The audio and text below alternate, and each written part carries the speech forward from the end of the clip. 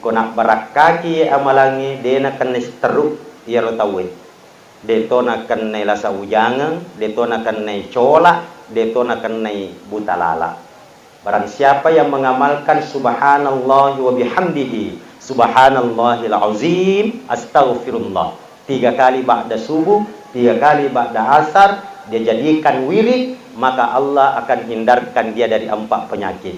Penyakit buta, kusta, gila, dan stroke.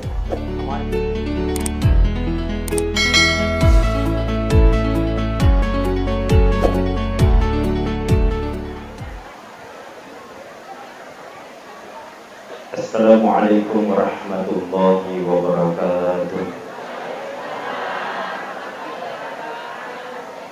Yang menjawab salam saya doakan menjadi ahli surga semua.